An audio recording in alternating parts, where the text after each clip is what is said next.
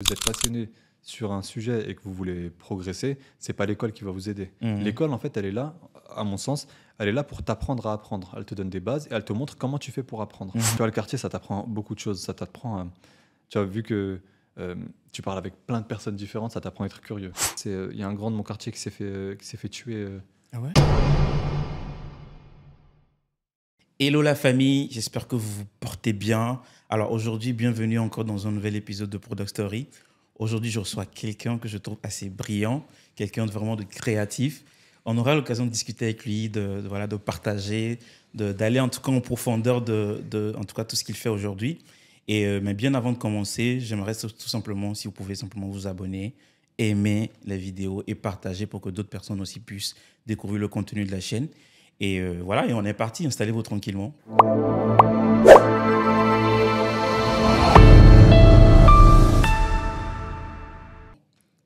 Salut Hassan. Salut Patrick. Comment tu vas? Ça va et toi? Ça va bien, ça fait... Ça fait longtemps, frère. Ah, ça fait trop plaisir de te voir. Ça fait très longtemps. Ça fait grave plaisir. Donc voilà, comment tout se passe bien dans ta vie? Ouais, tout va bien. Content d'être rentré à Paris pour quelques jours. Pour quelques jours. L'occasion de se revoir, de discuter ensemble. Ouais, ça faisait très longtemps. Ah, Ça doit ça faire 3-4 ans là qu'on s'est pas vu. Ouais, facile. Ouais. Ouais. Bah, c'est bien. Bah, en tout cas, merci d'être sur le podcast et tout. Voilà, je me sens honoré. Arrête. Monsieur le Président, arrêtez. Oh là là. Arrêtez, on sait très bien, Patrick. Je me sens honoré de t'avoir. En vrai, merci de l'invitation aussi. Ouais, c'est un plaisir. Et oui, du coup, en fait, le podcast s'appelle Product Story.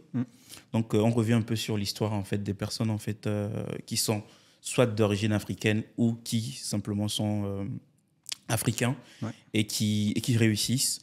En vrai, comme je le dis toujours, on n'a pas forcément besoin d'avoir une carrière exceptionnelle. Même des personnes qui sont à l'école ou parfois en fait qui, en tout cas, font de brillantes études. J'aimerais vraiment les mettre en avant. Et donc, c'est un peu ça le principe du podcast. Et donc, merci d'être là. On va revenir un peu, ce qu'on fait souvent, revenir un peu sur les fondements. Okay. Parce que je pars toujours du principe, en fait, que ce que tu deviens plus tard dépend de comment vraiment tu as grandi, dans quel écosystème tu as baigné. Et donc, voilà, on va revenir un peu sur ça. Comment tu as grandi et après, ce que tu as fait plus tard, comment tu t'es redéfini toi-même et tout, etc. Okay, donc, ouais, voilà. Sinon, aujourd'hui, comment tu te présentes? Alors aujourd'hui, je suis product designer, freelance. Je suis aussi photographe et je suis cofondateur d'une boîte de production audiovisuelle qui s'appelle Epilogue Production. Epilogue Production, je suis associé avec plusieurs personnes. D'accord. Des amis d'enfance, des gens que j'ai rencontrés un peu plus tard dans ma vie. Ok. Mais ouais, voilà, j'ai un peu toutes ces casquettes. Multicasquettes. Ouais, à peu près. Mais voilà, c'est en tout cas les arts visuels. Les arts visuels. Tout ce qui est visuel et tout. Ouais. Et le design utile pour les utilisateurs. Ok. Voilà. Et d'accord. Du coup, si on revient un peu comme sur les fondements, comme je le disais tout à l'heure, du coup, tu nais où? Enfin, tu nais en France? Ouais, moi je suis né en France. Je suis né à Charleville-Mézières. Ok. C'est un peu plus vers le nord, vers la Belgique? Exactement. Okay. C'est dans le nord, c'est à côté de Reims. À chaque fois que je dis je suis à Charleville, je dis il y a Reims, on est à 80 km de Reims. D'accord. Mais voilà. Ça fait un peu loin de Reims quand même, non? Non, frère, c'est à 1 heure. C'est à 1 heure de Reims. Ok. Et en vrai, en train, on est à 2 heures entre Paris et Charleville, il y a 2 heures. Ok, ça va. On n'est pas très loin. Et c'est pas la campagne. Les gens là qui disent c'est la campagne, souvent. Ce n'est pas la campagne. C'est vrai que le nom, ça fait un peu ville de. Mais oui, mais non. C'est urbain. Okay. Voilà, on a plein de choses. Donc ouais, je suis né à Charleville-Mézières. J'ai grandi à la Ronde Couture. C'est un quartier de Charleville-Mézières. Okay. J'y ai vécu de ma naissance jusqu'à mes 18 ans. Ah ouais. Je suis parti le jour où j'ai récupéré mon diplôme du baccalauréat. Je suis monté dans la voiture, mon père il m'a dit allez, on se tire. Direct, vraiment. Ok. Et donc, du coup, quand tu passes vraiment toute ton enfance. Donc, enfin, on peut rappeler, tu as une origine marocaine, c'est ça? Exactement, ouais. Je suis franco-marocain. Alors, du coup, tu es franco-marocain. Ouais. Et donc, dans ton quartier, dans lequel tu as grandi, du coup, c'était quoi les cultures? Est-ce que il y avait un peu de tout ou plutôt, enfin, il y avait quoi en Patrick, il y avait de tout. Ok. J'ai découvert le monde là-bas, la vie. Ah ouais? En gros, moi, j'ai grandi avec... Non, d'abord, il faut savoir qu'à Charleville-Mézières, tu avais pas mal d'usines et il y a aussi l'agriculture qui est bien développée là-bas. Et il y avait beaucoup d'immigrés qui allaient à Charleville-Mézières parce que tu avais des usines comme PSA Citroën et tu avais aussi des mines pas très loin de Charleville, si je dis pas de bêtises. Et donc, c'est pour ça qu'il y avait une grosse communauté marocaine, algérienne. Il y avait beaucoup de Maliens, des Sénégalais. On avait quoi d'autre? On avait aussi des gens des pays de l'Est, mais ça, c'est venu un petit peu après, quand j'étais au collège. Et on avait beaucoup de Turcs aussi. On avait une grande communauté turque. C'est vraiment à cause des usines? Bah, un peu de tout, mais c'est lié au travail. C'est lié au travail. Moi, mon père, il est venu en 72, il est parti travailler chez PSA Citroën à Clichy. Et ensuite, en 85, il a changé d'usine et il est allé à Charleville-Mézières. Et donc, voilà, il y a eu énormément de personnes qui sont allées là-bas. Et donc, on les a, je ne vais pas dire parqués, c'est un terme péjoratif, mais on les a mis dans des quartiers, on les a rassemblés. Nous, on habitait dans une tour de 14 étages. Il y en avait 3 dans ma rue. Et nous, on était au 12e étage. Et ouais, donc on a grandi avec, vraiment avec plein de cultures différentes. J'ai appris à parler un peu turc, à parler un petit peu le bambara, tu sais, des petits mots, des petits... tu sais, des petits... Après, c'est des gros mots, c'est ça le problème. À chaque fois, bref, quand t'es petit, t'apprends pas spécialement les trucs les plus utiles. Mais ouais, c'était vraiment, vraiment bien de grandir avec des gens qui venaient de partout. Ça, c'était au quartier, mais à la maison... C'était quoi, enfin? Est-ce que tu grandis vraiment avec une double culture, je vais dire française et marocaine, ou plutôt dans ta famille, en fait, le Maroc avait aussi quand même beaucoup plus de place? Non, le Maroc avait beaucoup plus de place. Ma mère, moi, elle parle pas français. Elle parle pas français. Enfin, elle ne parlait pas français. Aujourd'hui, ça va mieux. Et donc, à la maison, on parlait que berbère, parce que nous, on est des Chleuh. On est des berbères du sud du Maroc, d'Agadir. Et donc, à la maison, ça parlait Chleuh. Et donc, on parlait pas beaucoup français, juste entre nos frères et sœurs, quoi. Quand on voulait pas que ma mère sache ce qu'on voulait dire, ou quand on parlait des choses qu'on faisait dehors, tu vois. Bref, quand t'es petit, voilà, tu essaies de cacher des choses à tes parents, forcément. Mais ouais, j'ai baigné dans la culture marocaine, j'y baigne encore. La musique marocaine, ma mère, pendant qu'elle préparait à manger ou qu'il y avait ses copines à la maison, il y avait des musiques berbères. Moi, ça me cassait la tête, je voulais juste écouter du rof. Tu vois, j'étais pas trop dans ça, tu vois, mais j'ai grandi dans ces sons. On parlait la langue, même la décoration. C'était très axé sur le Maroc. Et puis, dans mon bâtiment, il y avait plein de familles qui étaient de la même origine que nous, qui étaient berbères. Et c'était des amis de mes parents. Et en fait, aussi loin que je me souvienne, ils ont toujours été dans ma vie. Donc, quand je suis né, ben, je les ai tous pris pour mes oncles, mes tantes, les enfants, mes cousins, mes cousines. C'est vraiment la famille. Et donc, au 13e, on avait Khalti Aïcha, qui était berbère aussi. Au 6e, on avait Khalti Mlaïd. Je voudrais rendre hommage à son mari, qui est décédé il n'y a pas très longtemps, qui était un homme très, très, très bon, comme tu ne peux pas imaginer, et qui m'a inspiré sur beaucoup de choses. Et sa mort, elle nous a beaucoup affectés. Et au 4e, on avait une autre famille, c'était les e-books. Et bref, c'était comme si on était une grande famille. Et on était toujours ensemble. Toujours ensemble. Quand c'était la fête de l'Aïd, on allait au 6 chez nos cousines, du coup. Ensuite, on allait au 4, on s'amusait en bas. Après, on montait au 13. Enfin bref, c'était incroyable. Et tu vois, moi, toute ma famille est au Maroc. La plupart de ma famille est au Maroc. Et en fait, ça a été une manière d'avoir une deuxième famille. En fait. Une deuxième famille. Moi, je considère que ma famille, c'est vraiment mes frères et sœurs, mes neveux, mes parents, etc. Mais ma deuxième famille, c'est vraiment les cousins, les personnes avec qui j'ai grandi. Surtout les cousines, il y avait beaucoup de filles. Surtout les cousines avec qui j'ai grandi. Ouais. Et tu y allais souvent quand tu étais gamin? Au Maroc. Enfin, au Maroc, ouais. Tous les ans. Sérieux? Tous les ans, frère. Oh là là, ok. Tous les ans, on allait au Maroc. Ah, c'est un privilège, ça. C'était incroyable. On prenait l'espace 2 de mon père, la Renault Espace 2 de mon père, et on descendait en voiture, on passait par l'Espagne. Après, on prenait le bateau à Algeciras. On arrivait à Tanger, et ensuite on descendait jusqu'à Agadir. Ben, ça dépendait de mon père, parce qu'il fallait qu'il se repose, mais c'était entre 2 et 3 jours. C'était capital toujours de rentrer chaque année? Oui. C'était important pour mes parents. Nous, on était contents parce qu'on voyait la famille. La famille et tout. Et puis on allait en vacances. Mais ouais, c'était important pour eux. Et puis, tu sais, les darons, ils ont toujours des projets où il va construire une maison. Mais du coup, il doit y aller tous les ans parce qu'il faut qu'il vérifie. Si tout ça avance bien. Exactement.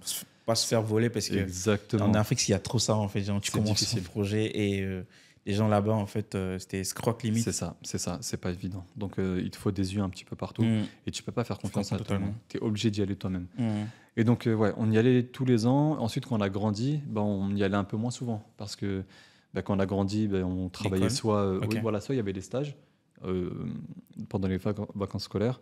Et du coup, on y allait une fois tous les 2 ans. Et après, ils y allaient tout seuls et nous, on les rejoignait. On y allait, voilà, on y allait un petit peu moins souvent, quoi. Ok. Et tu parlais tout à l'heure de ton quartier, c'était à la Ronde Couture, c'est ça? C'est la Ronde Couture, ouais. Ouais. C'est quoi? Tu disais qu'il y avait pas mal de culture. C'est comment ça se passait en vrai, en fait, l'intégration dans le quartier? Est-ce qu'il y avait, parce que souvent, parfois, on parle de délinquance dans les quartiers et tout. Est-ce que c'est quelque chose qui avait vraiment, en fait un petit peu. Je dois être honnête, un petit peu. Mais c'est normal, tu mets plein de personnes qui viennent de pays différents et qui sont dans la même situation économique sans leur donner réellement la possibilité d'aller voir d'autres personnes parce que le collège de secteur, il est au quartier, la primaire, donc tu côtoies toujours les mêmes personnes. Que les mêmes personnes. Forcément, tu vois pas plus loin que ton quartier. Moi, vraiment, je sortais pas de mon quartier jusqu'à ce que j'aille au lycée. Ah ouais. Tu vois, genre vraiment, de ma naissance jusqu'à mes... À quel âge on est en troisième? C'est quoi? C'est 14-15 ans? Ouais, 15 ans, je pense. 14-15 ans, ouais. À mes 15 ans, je suis au quartier. Et je ne bouge pas. Tu connais que le et quartier. ça me va très bien. De temps en temps, on va en ville. Tu sais, on disait on va en ville. Ouais, c'est dingue de dire ça, on va en ville. On disait on va en ville, on va en centre-ville, mais genre, on est en mode de... Tiens, on marche comme ça, on est content d'être là et tout. Mais en même temps, on se dit, mais qu'est-ce qu'on fait là? Tu sais, tu découvres un nouveau monde. Et donc, forcément, il y a des points positifs, mais il y a des points négatifs. Moi, je préfère me concentrer sur les points positifs parce que, tu vois, tu entends le père d'un tel parler sa langue, tu te dis, il a dit quoi ton père? Et du coup, tu essaies d'apprendre la langue. Il y a de l'humour. Forcément, au quartier, tu te fais vanner. Tu vannes les autres. Du coup, ça t'apprend à avoir confiance en toi. Ça t'apprend à avoir une bonne élocution parce que si tu essaies de vanner quelqu'un et que tu bégayes, c'est fini, frère, tu te fais terminer. Ça t'apprend à être... à partager avec les autres. Tu vois, combien de fois on allait au kebab, mais on n'avait pas assez pour en prendre 2. Du coup, on en prend 1, on se les partage à 5. Ça t'apprend à faire beaucoup, beaucoup de choses. Et ça t'apprend surtout à faire des choix. À faire des choix. Parce qu'à mesure que tu grandis, certains prennent des chemins différents. Et donc, tu vois, vraiment, je vois ma vie avec des checkpoints, comme dans un jeu. Et je vois très bien à quel moment j'ai fait le choix de dire non ou le choix de partir, et nos chemins se sont séparés. Tu penses que les choix que tu as faits, ne pas forcément aller dans des vrillés et tout, est-ce que tu penses que c'est quelque chose aussi qui est dû aussi à l'éducation de tes parents? Ah oui. Ou voilà. Ouais. Ah oui, non, mais carrément, Patrick. Carrément. Moi, j'avais très peur de mes parents. Mais pas peur parce qu'ils me frappaient. Mes parents ne m'ont jamais frappé de ma vie. Mais j'avais peur de les décevoir. C'était ma plus grande crainte. Et tu sais, j'ai été éduqué d'une manière très simple. Tu vois, j'ai 2 grands frères, ils sont beaucoup plus grands que moi. Et je les considère vraiment comme si c'était mes pères. Bizarre de dire ça comme ça, mais mon plus grand frère, là, il a 46 ans. L'autre, il doit avoir 43 ou 42. Et on a plus de 18 ans d'écart. Enfin, environ 18 ans d'écart. Et donc, mes grands frères, ils étaient plus à la maison quand... bref, ils faisaient leur vie, quoi. Et ils m'ont éduqué à... La vie, elle est très simple. Tu veux ça, il faut que tu fasses ça. Tu veux que je t'achète la PlayStation? Travaille bien à l'école, ne pars pas en vrille. Et en fait, j'ai un frère qui a fait... je sais pas s'il va m'en vouloir que je le dise, mais qui a fait des bêtises dans la rue, mais qui aujourd'hui s'en sort très très bien. Il a sa maison, il a son taf, il a son enfant. Bonhomme. Vraiment, tout va bien dans sa vie. Mais il a fait des bêtises dans sa vie. Et tu vois, il a eu l'intelligence de ne pas me prendre pour un enfant et juste me dire fais pas ci, fais pas ça. Il m'expliquait les choses d'une manière tellement claire. Et je me souviens qu'il me disait, j'en avais pleuré, il m'avait dit, tu sais, tous tes potes là avec qui tu traînes, j'étais au collège, tous tes potes avec qui tu traînes là, tu sais que dans quelques années, tu les calculeras plus. Et eux-mêmes, ils te calculeront plus. Donc, t'attaches pas trop à eux. Et tu sais, quand t'es petit et qu'on te dit ça, tu te dis, mais vas-y, qu'est-ce que tu racontes? N'importe quoi, c'est mes frères, on va grandir ensemble. Voilà, je serai à leur mariage, etc. Et la vérité, c'est que non, chacun prend des chemins différents. Aujourd'hui, il y a très peu de personnes, enfin si, en vrai, j'allais dire, il y a très peu de personnes avec qui je suis encore en contact, mais en vérité, si. Mais de mon quartier, il il y a pas beaucoup de personnes. Il y a pas parce beaucoup de que personnes. vraiment, on a pris des Les chemins chemins très, très sont différents. séparés et tout. Ouais. Mais ouais, j'avais peur de décevoir mes parents. C'est arrivé à quelques reprises. Et j'ai vu le regard de mon père. Et tu sais, j'aurais préféré qu'il me mette une tarte. Tu vois. Mais tu sais, quand ton père, il te dit, là, tu m'as déçu. Tu sais, vraiment, c'est des mots que tu n'as pas l'habitude d'entendre et c'est lourd de sens. Exactement. Parce que quand tu vois ton daron qui trime, qui fait les 3-8, et tu es éduqué à ta mère qui te dit chut, ton père, il dort. Il ne faut pas que tu réveilles ton père parce qu'il a travaillé toute la nuit pour toi. Toute la nuit, ouais. Tu vois. Et qu'après, il te dit moi, j'ai fait tout ça pour que tu deviennes un délinquant. Non. Moi, j'avais trop peur de ça. Et tu avais très vite conscience des efforts qu'il faisait, c'est ça? Ah oui. Okay. Ouais. Mais rien que quand... Je me rappelle, quand on rentrait de l'école, on mangeait genre à midi à la maison, nous. Et on l'entendait rentrer parce que l'ascenseur s'ouvrait et on entendait les clés. Et genre, en fait, on entendait les clés, du coup, ça voulait dire le retour de papa. Et en fait, le retour de papa, il était où, papa? Il était au taf. Ouais. Pendant que toi, tu kiffais ta life à l'école, à rigoler et tout, lui, il était en train de trimer pour que tu puisses manger. Et très tôt, notre mère, elle nous a vraiment fait comprendre que votre père, il charbonne pour vous, il charbonne pour nous. Respectez votre père, tu vois. Et ouais, c'était important. Vraiment, c'était important de ne pas le décevoir. Et puis moi, j'ai eu de la chance parce que je suis le dernier de la famille. Et être le dernier de la famille, c'est avoir la chance d'avoir l'expérience de chaque frère et sœur. Ok. Parce que, tu sais, quand tu n'as personne au-dessus de toi, c'est toi qui dois... Ouais. Tu vois, tu dois faire tes propres choix. Moi, j'ai eu un benchmark. Tu vois ce que je veux dire? Genre, j'ai su que mon ref, il a fait ça, mais que du coup, c'était pas bien. Ma mère, elle a réagi comme ça. Donc, ok, moi, je veux pas que ma mère réagisse comme ça. Ouais. Tu vois, et tes frères, ils te donnent des conseils. Donc, vraiment, être le dernier de la famille, c'est une dinguerie. Mais tu es un dernier modèle parce que moi, j'ai l'impression que dans certaines familles, souvent les derniers, c'est des cas. Bah, peut-être que, en vrai, je pense que les gens, ils sont tellement différents. Oui, c'est vrai. Mais les histoires sont pas pareilles, les familles sont différentes. En vrai, il y a tellement de facteurs qui entrent en compte. Parce que je pourrais très bien te dire, ouais, peut-être qu'il a été pourri gâté. Mais frère, moi, j'ai jamais rien manqué de rien. Je n'ai jamais manqué de rien, pardon. On pourrait dire, ouais, peut-être qu'il s'est fait trop corriger. Tu vois, parce que tu sais, il y a des gens, ils se font corriger. Et après, ils prennent le seum contre leurs parents. Et là, c'est terminé. Il n'y a plus aucune emprise entre les parents et les enfants. En fait, ce que je trouve aussi intéressant dans ton comportement, c'est que parfois, j'ai l'impression que les petits frères prennent les grands frères pour des modèles. Donc, du coup, si le grand frère, il a vrillé, tu vas voir que c'est les mêmes comportements qui vont se retrouver chez les petits frères. Ouais. Mais en fait, toi, tu as vraiment très vite fait la part des choses. Tu sais que, maman n'a pas bien réagi par rapport à ça. Ouais. Donc, c'est bien. Enfin, je ne dois pas le faire moi. Tu vois? Ouais, mais... C'est très... Après, les histoires sont pas pareilles. Les familles sont très différentes, comme tu dis. Exact. Et puis, mes grands frères, ils étaient rarement à la maison. Du coup, moi, j'étais juste avec mes sœurs. Et c'est mes sœurs qui me racontaient les histoires. Ah, ok. Et donc, tu vois, il y a déjà un biais. C'est ta sœur qui te le raconte. Du coup, elle est en mode mais tu sais pas ce qui est arrivé la dernière fois. J'ai vu Abdelrahim, il jouait au foot et il embrouille. Tu vois, des trucs comme ça. Mais c'est juste que moi, mes frères, c'était mes héros. Et c'est encore mes héros, vraiment. C'est juste que ils ont été super intelligents pour me dire, tu sais, il y a une phrase qui dit fais ce que je dis, pas ce que je fais. Eux, c'est le contraire. C'était en mode moi j'ai fait cette erreur, ne la commets pas. Moi j'ai fait ça, ça marche bien, tu peux essayer, tu vois. Et ouais, j'ai vraiment beaucoup de chance sur ça. Ok. Vraiment beaucoup de chance. Intéressant. Et donc après, tu arrives au lycée, c'est ça? Exactement. Ouais. Lycée, c'est comment? Tu fais quoi, un bac S? Bac S, ouais. Bac S. Déjà, le collège, tout se passe bien. Très, très bon élève. J'aimais trop l'école. Vraiment, j'aimais trop ça. Ça se passait super bien. J'arrive au lycée et je décide d'aller dans un lycée qui n'est pas le lycée de mon secteur. On avait le lycée Monge, où il y avait les gens de mon quartier qui allaient là-bas, parce que c'est le lycée de base. Et il y avait le lycée Sévigné et le lycée Chanzy. Et tu sais, on les catégorisait vraiment en mode Monge, on est au Tiex, il y a la famille, quoi, il y a tout le monde, on est bien. Sévigné, c'est en mode il y a les meufs, c'était comme ça. Et Chanzy, c'était un peu les gens un peu péteux, les richoux, etc. Mais en vrai, quand tu y vas, tu te rends compte que c'est pas du tout, du tout comme ça, tu vois.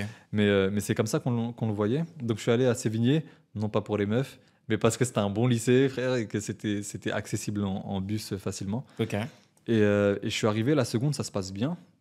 Et je rencontre... en fait, je vois un nouveau monde parce que je rencontre des gens que je n'ai pas l'habitude de voir. Ils sont différents. C'est ça. Et je deviens ami avec des gens avec qui je n'ai pas l'habitude de parler. Et ça change Ça a ma été vie. un choc? Je pense pas que c'était un choc, mais Enfin, quand je parle de choc, c'est en mode... c'est-à-dire, est-ce que le fait de peut-être voir des différentes manières de voir la vie, est-ce que... enfin, tu t'es dit, c'est tranquille, ou bien certaines choses, qu'un comportement qui te choquait, par exemple? c'est une bonne question. En fait, je pense que j'arrive là et je vois qu'il y a une autre manière de réfléchir. Ok. Tu vois, il y a un autre prisme. Et je me dis, ah putain, c'est intéressant. C'est intéressant. Et je commence à devenir ami avec des gens que j'ai pas l'habitude de côtoyer, qui habitent dans des villages autour de Charleville-Mézières. Ok. Et en fait, je me rends compte que je peux bien m'entendre avec eux, qu'on rigole tout autant, mais c'est juste qu'on n'a pas les mêmes délires. Ok. Mm. Est-ce que... enfin, comment je peux t'expliquer? Est-ce que tu te rendais compte, en fait, que ça révèle peut-être une double facette? C'est-à-dire, c'est un peu comme si, à l'école, quand tu es avec eux, tu te comportes d'une autre manière.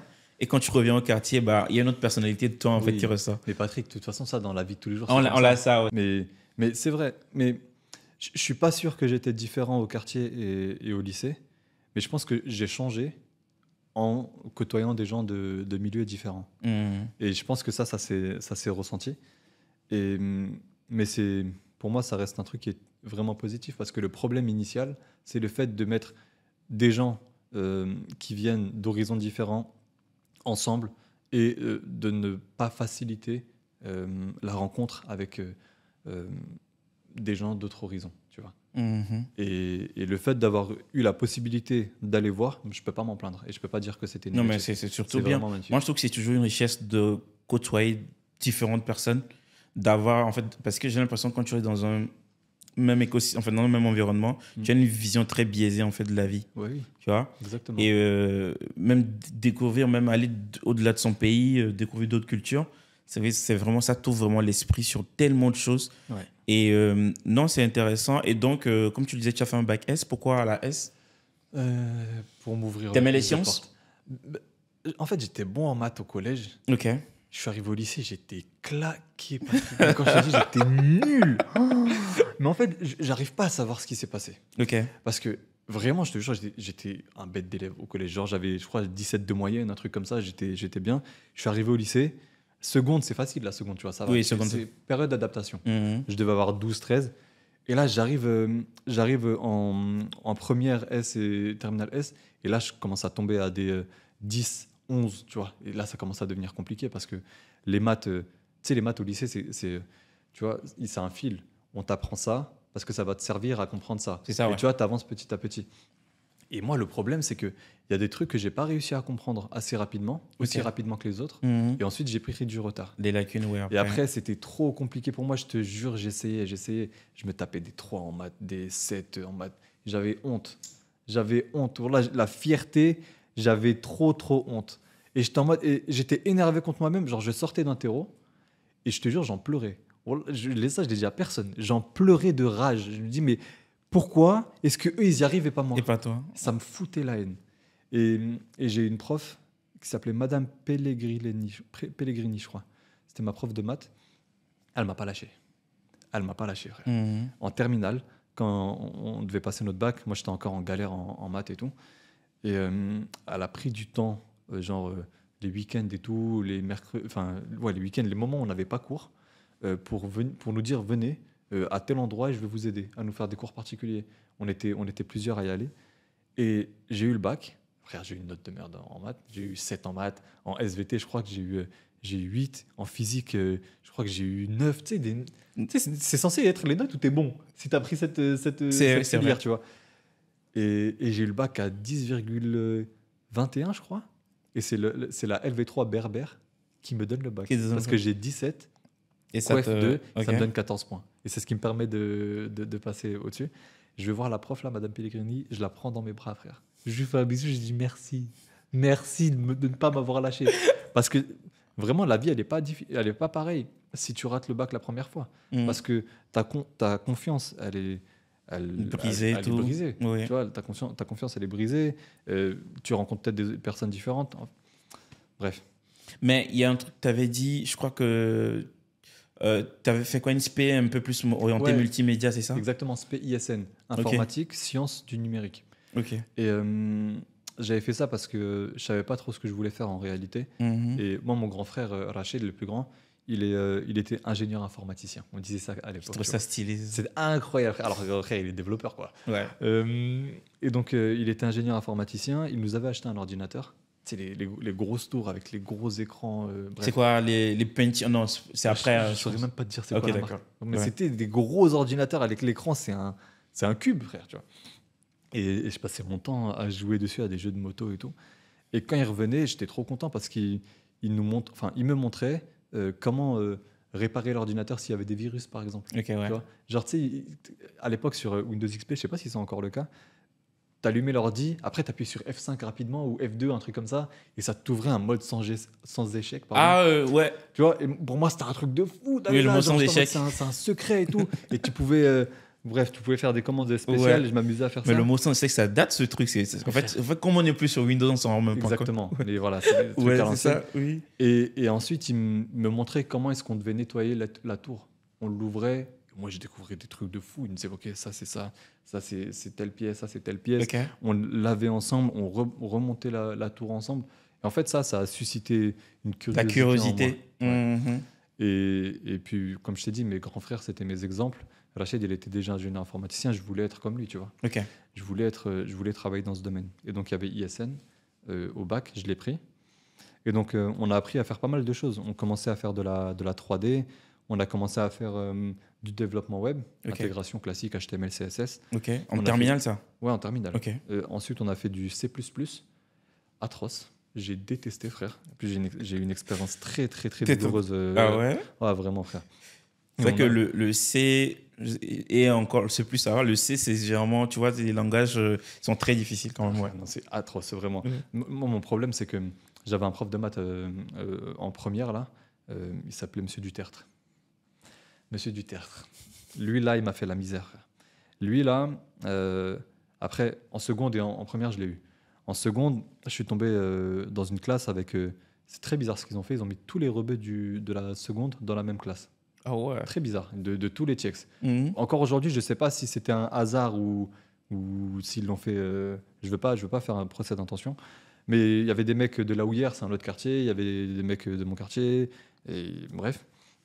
Et en fait, c'était pas une bonne idée. C'était vraiment pas une bonne idée.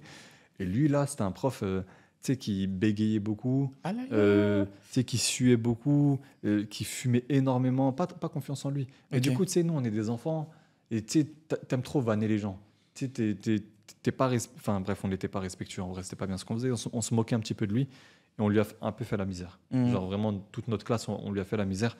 Et j'ai eu le sentiment qu'en terminale, pardon, il a voulu me faire tu sais, il a voulu me rendre l'appareil. Parce qu'en gros, on devait faire un projet de groupe, tu vois, dans cette filière-là. On devait... voilà quoi, faire un projet qui incluait de la 3D, du design et du développement web. On devait choisir nos groupes, choisir nos projets. Tout le monde choisit, moi je choisis mon équipe. Il me dit quoi, Hassan, non, toi tu te mets pas avec... C'était avec Martin, je me rappelle, je voulais mettre avec Martin, le fils du prof d'histoire. Je voulais mettre avec lui. Il me dit non, c'est moi qui vais choisir ton équipe. Je fais comment ça? Pourquoi? Il ne me donne pas d'explication. Après, je dis vas-y, tranquille, c'est pas grave, de toute façon j'ai rien à dire. Après, je vais choisir mon projet, il veut pas. Il me dit non, toi tu vas faire un jeu de bataille navale. Ok. Frère, là quand il m'a dit ça, j'ai dit mais comment je vais faire? Bon, là, j'ai aucune idée. Et il me met avec deux gars, un gars qui venait du Canada, et le mec qui passait son temps à fumer de la bœuf, il en avait rien à foutre de l'école, et un mec qui... Ça c'était déjà au lycée, hein? Ouais. Ok. Et un mec qui avait des problèmes, mentaux. Tu vois, je saurais pas dire ce qu'il avait, mais il avait un problème. Mais tu vois, comme nous, on pouvait parler avec lui. Tu vois, bref, on était ensemble dans la même promo, mais c'est juste que voilà, il avait une petite particularité. Et en fait, je me suis dit, mais putain, il me met des bâtons dans les roues parce que moi, je veux me mettre avec lui. On avait un projet, et là, il me met avec des mecs que je connais pas et avec qui j'ai aucune affinité, et je sais qu'ils sont pas très bons dans leur domaine. Et tu me laisses pas choisir mon projet, bizarre. On fait le projet et tout, et le mec du Canada, frère, je sais pas où il va. À un moment où il disparaît, frère. Et après, le gars qui est avec moi, ben voilà, on essaie de se démerder ensemble pour faire le projet. Je fais le bateau en 3D et tout. J'étais trop heureux avec l'eau qui bougeait sur Blender à l'ancienne. Et quand vient le moment où il faut coder l'essence même du jeu en C++, frère, je suis incapable de le faire. Incapable. Et l'erreur que je fais à ce moment-là, comme tout enfant qui ne sait pas faire quelque chose mais qui veut une bonne note, je vais chercher sur Internet. Je vais chercher sur Internet et comment dire, mais en fait, je copie du code. Je copie du code, frère, et je fais en sorte que le projet fonctionne. Et j'arrive à la soutenance où il faut présenter son projet. Tu vois, Yassine, c'était pour le bac. Hein. Donc, garde cette info, c'est important. Je fais la présentation et à un moment, il me fait dis-moi, Hassan, le code, c'est toi qui l'as fait. Là, je commence à faire comment ça, mon ref et là, je dis en vrai, non. Enfin, je me suis un peu aidé d'internet, etc. Et tout. Il me dit vas-y, ok, tranquille. Je rentre chez WAM et là, je reçois un appel du directeur de l'école. Je l'avais jamais vu de ma vie. Ouais. Tu sais, tu vois que le comment on appelait ça, le CPE, directeur. Vous ne voyez pas. Il me dit vous êtes où? Je suis dans le bus, je rentre chez moi. Il me dit fais demi-tour. Fais demi-tour, on va parler. Je reviens et je vais dans son bureau et il commence à me dire bon, on a un problème là. Vous avez triché un événement un examen officiel, pardon, de l'État. Mais est-ce que ça, c'est vraiment de la tricherie? Parce que j'ai l'impression qu'aujourd'hui, il y a des codes un peu partout sur le net, frère. Pour moi, c'est pas de la tricherie. Frère. Donc, du coup, j'ai un biais, tu veux faire un projet, tu peux prendre Exactement. du code. Moi, je pense qu'il a voulu. C'est de la documentation qui est en ligne, c'est oui. tout. Mais en vrai, frère, j'ai fait un copier-coller. Là, j'assume. Okay. J'ai fait un copier-coller parce que j'étais pas capable de coder. Okay. J'ai mes torts, tu vois. Mais bref, il commence à me faire comprendre que je vais manger les 50 suspensions aux examens officiels. Ça veut dire le permis et tous les autres diplômes. Ouais. Et là, je commence à voir flou. Je dis quoi? Donc là, ça veut dire pendant 5 ans de ma vie, je fais quoi? Genre, je ne peux pas passer de diplôme, je ne peux pas passer mon permis. Et il commence à me terminer dans son bureau. Et à un moment, il dit un truc, il dit... je lui explique la situation, je lui explique qu'il n'a pas voulu me laisser... Bref. Et il me dit, par contre, ça, j'aimerais bien... Vous pouvez faire un rapport au rectorat, mais ça, j'aimerais bien que vous le gardez sous silence. Je sais pourquoi. Comment ça? Non, la vie de ma mère, je vais l'écrire. Et là, je commence à comprendre que dès qu'il me dit, ça, il ne faudrait pas le dire, mais en fait, ils ont un tort, tu vois. Okay. Ils considèrent que le professeur a un tort. Et là, je me dis, il y a une porte de sortie. Et donc après, y a la CPE qui vient, qui me termine aussi. Tu sais, au début, elle est gentille. Elle, non, mais on ne pensait pas ça de toi. Et après, elle te termine, elle te hurle dessus. Tu sais, ça joue un peu sur tes nerfs. Moi, frère, je voyais ma vie défiler. Je pensais juste au moment où j'allais rentrer chez mes parents et que j'allais leur expliquer. Vraiment, j'ai beaucoup pleuré ce jour-là, frère. Voilà, c'était dur.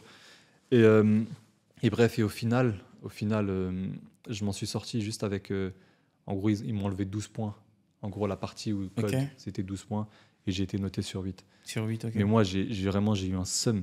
Mais quand je te dis j'ai eu un seum contre lui, j'ai dit la vie de ma mère, je vais avoir mon bac. Le jour où j'aurai mon bac, il faut que j'aille le voir, tu vois. Il faut que j'aille lui dire, regarde. Mais c'est exactement ce qui est arrivé. J'ai eu mon bac, j'ai pas eu une note de ouf, tu vois. Ouais. Mais j'étais quand même heureux de l'avoir eu parce que j'ai eu le sentiment qu'on a essayé de me saboter.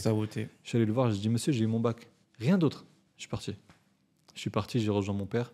On est rentré dans la voiture, on est parti. Et quitté Charleville. Voilà, j'ai quitté Charleville direct. Ok. Et donc, après le bac, là, vous atterrissez où? On est parti à Rueil-Malmaison, là où mon grand frère Rachid habitait. Ok. On a déménagé parce que mon grand frère, il nous disait déjà depuis longtemps qu'il fallait qu'on parte du quartier parce que ça partait un peu en cacahuète. Ok. Et l'élément le quartier même en général? Oui. Ok. L'élément déclencheur, un soir de match de Coupe du Monde, je ne sais pas si c'était la Coupe du Monde. En gros, il y avait un match de l'Algérie qui jouait contre une équipe européenne. Je ne me rappelle plus c'était quoi. Et elle a gagné, forcément, les gens sont heureux. Il y avait des gens en quad au quartier qui faisaient... Bref, ça faisait des rodéos et tout. Et tu as un grand du quartier qui faisait partie d'une famille assez importante, pour plein de raisons différentes. Il est descendu, il leur a demandé, s'il vous plaît, mes enfants, ils dorment, arrêtez de foutre le bordel. Et les gars, ça leur a pas plu, ils se sont battus. Mais il s'avère que il les a fracassés. Et la fierté a fait qu'ils sont revenus avec des armes et ils ont rafalé comme ça. Lui, il était posé dans... Ils avaient dans notre bâtiment, enfin c'était un autre bâtiment dans les pivoines. Il y avait, je sais pas comment appeler ça. C'était comme un KGB, mais ils l'ont transformé en salon, tu vois, pour les grands qui traînaient là-bas. Ouais. Les gars, ils sont rentrés là-dedans, ils ont rafalé. Il y avait 2 gars. L'autre, il est pas décédé, juste il a pris des balles dans les jambes, je crois. Et lui, il est mort, tu vois. C'est violent. Mon frère, il a entendu ça, il a dit, vas-y, c'est bon, c'est mort. C'est bon, là, c'est la goutte de trop, quartier, ouais. vous dégagez. Et donc ça, c'était juste avant le bac. Et donc moi, pendant que je passais le bac, que je révisais, etc., mes parents organisaient le déménagement. Et donc en gros, j'étais tout seul à la maison quand mes parents faisaient le déménagement, tu vois. Ok. Et donc c'est pour ça qu'en fait, Quand j'ai passé le bac, l'appartement, il était vide. Il restait que des trucs pour que je puisse vivre, dormir, etc. Et voilà, mon père, il est venu me chercher avec ma grande sœur. Et je crois qu'il y avait ma mère aussi. Et ma sœur, il m'a accompagné. Elle était fière de moi. On a récupéré le bac, on est monté dans la voiture. Et j'ai même pas pu le fêter avec mes sahabs. Et ça c'était dur. Ah oui. Ça, c'était dur parce que tu sais, dans les groupes Snap et tout, t'as tout le monde en mode ouais, ce soir on se capte, on fait ça, on fait ça, on fait ça. Moi, je suis rentré, je me suis. Tu vois, en plus, c'était la première fois que je découvrais l'appart à Rueil. Et même l'environnement, c'était totalement différent. C'était calme, il n'y avait personne. Je me disais, mais qu'est-ce que je vais faire là, frère? J'étais dégoûté. Ok. Voilà, pendant les 2 mois là, de l'été, les vacances, en 2014, j'étais dégoûté. J'étais heureux parce qu'il y avait mes neveux à côté. Du coup, voilà, j'ai pu m'en rapprocher, mais j'avais le seum. Et donc, là, en fait, tu savais déjà dans quelle université tu allais de base? Ah ouais, un peu, à peu près. En fait, c'était quoi sur Parcoursup? Tu avais déjà fait tes vœux et tout, ouais. C'était pas Parcoursup à l'époque, c'était. Je me rappelle plus comment ça s'appelait. C'est pas grave, c'est un détail. Mais en gros, mes parents, ils voulaient que je reste en région parisienne, mais moi, j'avais pas envie. Et quand je suis arrivé là-bas, ça me faisait pas kiffer. Et j'ai décidé de mettre mes propres vœux. J'ai mis UIT Nancy-Charlemagne à Nancy, du coup, pour faire un DUT MMI. Et j'en avais mis un autre à Vélizy. Ah, Vélizy-Villacoublay. Ouais, c'est ça. Okay. Et j'ai eu de la chance, je suis allé à Nancy. Okay. Et donc, je suis parti à Nancy. J'ai eu ma petite chambre étudiante du Crous à 9 mètres carrés, là. Et petit, j'étais juste en face de l'école, c'était incroyable. Ah ouais, tu sortais direct à l'école et tout. Ouais. Et du coup, ça a été plus, c'est quoi MMI, c'est multimédia. Métier du multimédia et de l'Internet. Et l'Internet. Ouais. Donc, c'est plus un parcours graphisme, informatique. De tout. Ouais, de tout. Parce que, en gros, je l'ai choisi parce que ça me permettait de voir plein de métiers différents. Okay. On pouvait apprendre à manier les caméras, à faire de la photo, de la vidéo. On apprenait à faire du design, du développement web, de la communication, du réseau aussi. Vraiment, on a réseau informatique, ok. Ouais. Atroce, frère. Les cours, c'était atroce. Voilà. Mais c'était vraiment, vraiment intéressant. Okay. Parce que, tu sais, c'est censé être un tremplin. On te fait découvrir tout ce qui existe. Et après, tu choisis. Et boum, après, tu ferais des études. Et dans toutes ces choses-là que tu voyais, est-ce que très tôt, tu savais ce qui était fait pour toi? Ouais, je crois. Je pense que l'expérience là avec le C++, ça m'a. Oui, ça t'a dit. Ouais, tu savais déjà que tu n'avais pas fait du dev, ok. C'est ça. En tout cas, du bac. Parce que l'intégration web, le front, ça allait. Le front, ouais, ok. Mais j'étais plus axé sur le design quand même. Ok. Genre, j'aimais beaucoup le fait de faire quelque chose et que ce soit visible et que ce soit joli. Et donc je suis allé vers ça. Ok. Et ça, en fait, tu penses que ça, ça quelque chose qui s'explique en fait un peu plus de comment tu as grandi, avoir en tout cas de l'attraction ou quelque chose pour le design. L'intérêt pour le design, l'intérêt pour tout ce qui est visuel et beau. Est-ce que c'est quelque chose en fait que tu penses que tu avais depuis tout petit? C'est une bonne question. J'en ai aucune idée. Tu ne sais pas, Patrick. Ouais, ok. Honnêtement, j'en ai aucune idée. Je vais pas faire le mec. Ouais. Je pense que j'ai pris le truc. T'as juste découvert que t'aimais bien. Bon. Voilà, dans lequel j'étais bon. Okay. Et sur quoi je prenais du plaisir. Et j'ai pris cette voie, quoi. Ok. Et donc, tu fais quoi, 2 ans de DUT? Ouais, c'est ça. Et après, il faut revenir à Paris. Exactement. 2 ans de DUT. Il y a un truc important, c'est que pendant ces 2 années de DUT, je rencontre un mec qui s'appelle Yann Edern Gillet, qui était dans un autre IUT, lui, à Saint-Dié, mais qui faisait le même DUT que moi. Et ils ont organisé une sorte de hackathon entre IUT. Je suis tombé dans son équipe. Okay. Et en fait, on s'est super bien entendu. Et c'était la première fois de ma vie que je rencontrais quelqu'un qui avait une flamme de passion en lui. C'était la première fois de ma vie, je crois. Et je me dis, putain, c'est incroyable. Vraiment, c'est incroyable. Le mec, quand il me parle de ce qu'il a envie de faire, il est tellement loin déjà. Et en fait, il m'inspire beaucoup. Et il me parle d'une école éthique que tu connais très bien. Ouais. et moi, avant de le rencontrer, je pensais aller faire une licence. Tu sais, un truc classique, j'allais aller à Mulhouse. J'allais finir à Mulhouse. Je pense pas que j'aurais été heureux là-bas. Mais il me parle d'éthique. Et il me dit, voilà, c'est une école, tu peux apprendre ça, ça, ça. Il y a des gens qui en sont sortis, qui ont monté des startups, etc. J'étais stylé, hein. Ouais, pas mal. Et donc lui, il comptait y aller directement après le DUT. Mais moi, je pouvais pas parce que l'école, elle était payante. Et je ne pouvais pas me permettre de demander 7500 balles à mes parents. À tes parents, ouais. Mes parents. Et ouais, c'était pas possible. Et donc, j'ai pris la décision de m'arrêter 1 an. Je suis rentré chez mes parents et j'ai commencé à bosser. J'ai fait du free. Non, j'ai pas fait du free tout de suite. Non, j'ai pas fait du free tout de suite. J'ai, comment on appelait ça? J'ai fait de l'intérim. Ok. Voilà, j'ai fait de l'intérim. C'était dur? C'était. Tu avais quel âge à peu près? Ben, je crois que là, je devais avoir 20 ans. Ok. Non, c'était pas dur. Ok. Moi, En vrai, tu t'es éclaté, kiffant, toi. en gros, tu gagnes de l'argent. Ouais. T'es chez tes parents, tu gagnes de l'argent. En C'est incroyable. plus, ouais. Et j'ai fait des métiers liés à la finance. Comment on appelait ça? Gestionnaire comptable. Frère, aucun rapport. Ah ouais? Mais moi, je suis allé chez Adecco, j'ai dit, madame, je cherche du travail. Ouais. Elle m'a dit, ok, je te rappelle. Ok. Et elle m'a dit, bah, il y a gestionnaire comptable chez Arval ou chez Franc Finance. J'ai dit oui à tout. En fait, ils t'ont formé ou tu t'avais déjà des bases? En fait, non, j'avais aucune base, mais j'ai appris sur le tard. Ok. J'ai appris là-bas. Et après, je faisais gilet rouge dans les gares. Tu sais, les agents qui disent quand il y a un problème sur une ligne. Ouais, c'est ça. Voilà. Ok. Tu sais que ça, oh là là. Ça, j'ai tellement appris dans ma vie. Ah dans ouais? cette C'est quoi les expérience. leçons que tu en as tirées? C'est que. Oh putain, non, je peux pas résumer en une seule phrase. Mais. Enfin, donne-nous au moins 2. C'est encore plus dur. Ah, c'est plus dur qu'un Non, une leçon. Non, mais ce que je veux dire, c'est que, en fait, je faisais des horaires de psychopathe. Genre, je travaillais chez Arval, horaire classique, 9h-18h. Et après, ben, j'avais une mission de 20h à 3h du matin, à la gare de Courbevoie, par exemple. Ok. Où, Ah ouais, c'est tu des vois, peu horaires importe. pas possibles. Vraiment. Ouais. Et en fait, tu rencontres des gens tellement différents. Et toi, tu crois que tu vas rencontrer des gens qui sont un peu perdus, mais pas du tout. C'est que des gens qui sont en transition. Ils prennent ce taf parce que lui, il Ils ont pense à besoin un d'argent. projet, il a besoin d'argent. Vas-y, il avance sur ça. Lui, il a déjà un taf, il est déjà bien. Mais juste, il veut gagner un petit peu plus. Plus Il d'argent. fait ça, tu vois. Il y avait Ok. de tout. Et j'ai rencontré des darons, des plus jeunes, de tous les horizons. C'était incroyable. Et puis, même dans la relation que tu as avec les gens, parce que forcément, c'est un métier de relation, de Mhm. relationnel. Ouais. Tu dois aider les gens qui sont en galère pour rentrer chez eux à 23h. Ben, là, tu apprends des choses. Tu apprends à gérer des situations compliquées. Il y a un moment, j'ai cru que j'allais me faire lyncher. J'étais à la gare Ouais. de la Défense et j'étais sur les stations, sur les lignes L et U, celles qui vont vers Oui. Saint-Nom-la-Bretèche, etc. Mhm. Et ces trains-là, c'est une galère parce que si tu rates le dernier train, t'es mort. T'es mort. C'est Je loin. connais ça. Ouais. Et un jour, il y avait des problèmes sur cette ligne. Et donc, il y avait toujours des changements de voie. Et je crois que pour aller à Saint-Nom-la-Bretèche, c'était sur la 4. Bref. Et moi, j'avais mon talkie. Et on me dit, ouais, il y a un changement. Le dernier train pour Saint-Nom, c'est sur la 3.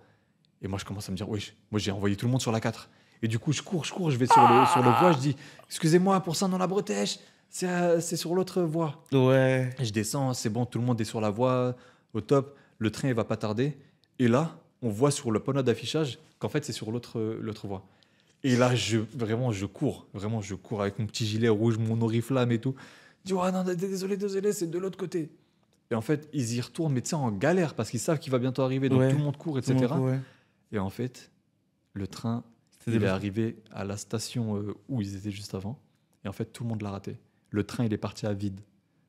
Gros, c'était le dernier train. Là, moi, je suis descendu. J'étais tout seul. J'étais au milieu, là, juste pour ceux qui savent, quand vous allez sur la ligne U, vous rentrez pour le tourniquet, vous rentrez à droite, il y a un grand couloir, j'étais au milieu, là. Ils sont tous descendus. Il y en a un, il y a un gars, il faisait 2 mètres, frère. Il m'a regardé, il m'a fait, hey, t'es sérieux? Tu dis c'est sur la ligne 4, alors c'est sur la ligne 3. Et tu sais, il était comme ça. Moi, je le regardais comme ça. J'ai cru qu'il allait me tuer. Vraiment, tu sais, tout le monde se met autour de toi. Ils se sont dit, bah, c'est comment maintenant? On fait comment? Et le problème, c'est que tu sais, les aiguillages, les trucs de voie, Ouais. c'est même pas à la Défense qu'on les traite. Je crois que c'est à Saint-Lazare, un truc comme ça. Il y a un bureau à Saint-Lazare qui traite ça. Ouais. Et du coup, je suis en mode, mais qu'est-ce que je fais? Je suis désolé, je sais pas quoi faire. Et en fait, moi, j'appelle le Toki, je dis, là, il y a un problème, j'ai besoin de sécurité. Et t'as, je crois, mon chef de service, je sais plus comment on appelait ça, qui vient, qui essaie de calmer la situation. T'as les gens de la sécurité qui viennent. Et je crois qu'ils ont trouvé un truc où ils ont fait appel à une compagnie pour ramener un bus ou pour les ramener. Bref, je sais même pas comment ça s'est terminé. Moi, je suis parti. Quand je te dis, je suis rentré dans le local parce que j'ai cru que j'allais mourir ce jour-là. T'imagines, genre une centaine de personnes Oui. qui veut C'est rentrer pas après le taf. évident. Non, vraiment, c'était terrible. Ah là là. Mais ouais, ça t'apprend beaucoup de choses. Ok. Et puis quand j'étais dans les tafs en tant que chargé comptabilité là, j'étais dans des bureaux avec que des adultes. J'étais le plus jeune à chaque fois, donc tu apprends énormément sur la vie. Même au niveau de la maturité. et tout. Ouais. Tu vois, sur la vie en général, tu apprends beaucoup de choses. Ok. À un moment, j'étais dans un bureau pendant 6 mois. Il y avait que des meufs de Ok. tout âge. Là, frère, j'ai appris. J'ai appris sur la vie aussi, sur la manière dont les femmes réfléchissaient aussi. Ok. Tu sais, des trucs cons, mais juste. Ça te permet de. C'est quoi? T'observais, c'est ça? Ben, j'observais parce que. Ou des gens te parlaient aussi? Ouais, non, mais même. En fait, vu qu'elles étaient entre elles et que moi, elles me prenaient un petit peu pour leur chouchou, leur petit neveu, un truc comme. Je m'entendais bien. C'est le petit frère. Du coup, elles étaient, voilà, le bon petit frère. Exactement. Bah, du coup, elles étaient totalement naturelles entre elles. Et en fait, j'ai appris beaucoup. Vraiment. Mais c'était cool. C'était une bonne expérience. Bonne expérience. Ouais. Et donc, l'année d'après, du coup, finalement, tu arrives à Ethique. Exactement. J'arrive en prépa master digital. Toi, t'es arrivé quand? Moi, j'arrivais du coup après la M1. Au master, toi. Ouais. Ok, ça marche. Moi, j'ai pas fait la PMD. Et d'ailleurs, bon, oui, vas-y, dis-moi d'abord. Non, vas-y. Non, je voulais dire, en fait, déjà, la PMD, elle était comment? Parce que quand j'étais arrivé, tout le monde disait que c'était très intense. C'était intense. Ouais. En gros, c'est une prépa master digital. Oui, voilà. C'est comme une prépa dans lequel on remet tout le monde au même niveau. Au même niveau, ouais. Parce qu'il y a des gens qui viennent de tous les horizons. Et donc, il y a des gens qui venaient de fac d'histoire, il y a des gens qui avaient déjà fait beaucoup de design, d'autres non. Et donc, voilà, c'était très intense. Mais c'était magnifique parce qu'on avait tous un objectif clair. On était tous en phase. Et vraiment, on a grandi comme une famille. C'était vraiment la plus belle année scolaire de ma vie. C'était incroyable. Mais ça se ressentait. Vous étiez déjà une bande de potes avant que... de ouf. Ah ouais, de ouf. Vraiment. Et tu vois, par exemple, du coup, quand nous, on arrive en M1, les gens avaient l'impression qu'il y avait la PMD de ce côté. Mais oui, frère. Et il y avait tous les autres. Et là où c'était encore un peu plus compliqué, moi, j'avais comme l'impression que vous étiez plus frustrés parce que il y avait l'impression que vous avez déjà vu certaines choses qu'on reprenait. Ben oui. Ouais, non, mais c'était très compliqué. Et puis, il y a eu des choses aussi en interne qui se sont passées. Bref, ça sert à rien d'en c'est parler vrai, ici, mais oui, c'est compliqué parce que tu vois, part du principe que tu as un groupe de potes et après, tu as un autre groupe qui arrive.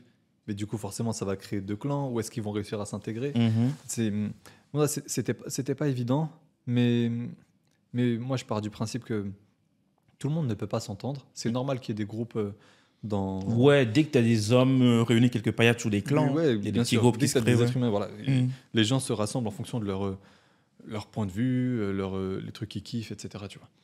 Mais moi, je pense qu'on a surmonté ça. Hein. Un jour, on en a discuté. Hein. Tu te souviens? Un jour, on en a discuté tous ensemble. On s'est regardé dans le blanc des yeux. Et on s'est dit, voilà, ce qui allait pas bien. Déjà, pour moi, on a été adultes ce jour-là. Ouais. On a été très matures. Mais ouais, c'était cool. Vraiment, la PMD, le master et tout, on a appris beaucoup de choses. C'est le moment où je te rencontre aussi. Oui. Où je rencontre aussi toute l'équipe. Oui, toute l'équipe, ouais. Et toi, t'en as pensé quoi d'éthique? En fait, éthique, en soi, moi, c'est pas que tout ce qu'on faisait, en fait, à la base, c'est vrai que quand je viens, c'est plus pour faire du design. Ouais. Je pense que éthique, c'est là où je découvre vraiment le marketing. Ouais, okay. Dans le sens où je crois que j'avais une autre vision du marketing. Okay. Après, je savais que le marketing digital, ça existait et tout ça. Mais en fait, je crois que je me rends compte en fait, qu'on fait beaucoup de marketing. Ouais. Et je me rends compte aussi en fait, qu'il y a beaucoup d'éthiques qui négligeaient le marketing. Ouais, mais moi, quand j'en suis sorti, je me suis rendu compte que le marketing a beaucoup changé et que ce n'est plus juste... c'est orienté beaucoup data, c'est orienté beaucoup d'analytics. Ouais. Tu vois, toutes ces choses-là, en fait. Ouais. Et moi, je me suis rendu compte après, en fait, que c'est vraiment très important. Et donc, pour revenir à l'expérience, moi, quand il y avait ces petites crises-là au départ, en vrai... C'est de la merde, c'est logique, c'est dans une classe, forcément. Il y a donc, moi, il n'y avait pas ce problème-là. Après, je venais déjà d'un parcours informatique, donc ce qui fait que je n'avais pas les mêmes difficultés que les autres. Mais c'était une très bonne expérience. Le seul petit truc, c'est que c'est comme toi qui nous appelles la session d'assaut. Ben oui, frère. Mais oui. Voilà, frère. Non, l'équipe de Renoir, il y a un rebeu. Ben frère, forcément, à la section d'assaut direct. Mais comment on appelle oui, du coup, pour revenir à ça, en fait, je ne sais pas si ça s'est fait naturellement, mais je crois que ça s'est fait juste naturellement. C'est que, en fait, je crois qu'au fur et à mesure que l'année avançait, il y avait des... Parce qu'au début, je crois qu'il y avait vraiment un bon mélange. Ouais. Enfin, il y avait un mélange. Ouais. Mais au fur et à mesure, en fait, il y a des affinités qui sont créées. Ouais. Et elles sont séparées. Et du coup, il y a beaucoup de Noirs qui se retrouvent ensemble, qui trouvent qu'ils ont beaucoup de points communs ensemble et qui se retrouvent. Après, je ne sais pas trop comment c'est vu ça, d'ailleurs, de voir des Noirs ensemble dans la promo. Je ne sais pas trop comment c'est vu. Mais c'est une bonne question. On aurait dû poser la question à d'autres personnes parce que moi, je trouvais ça normal, frère. Tu trouves ça normal? Ouais. Je sais pas. Je trouve que c'est un truc...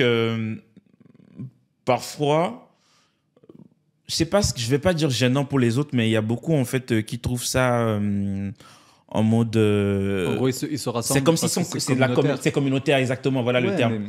Tu te rapproches des gens qui sont le plus proches de toi, des gens qui te comprennent. Ouais.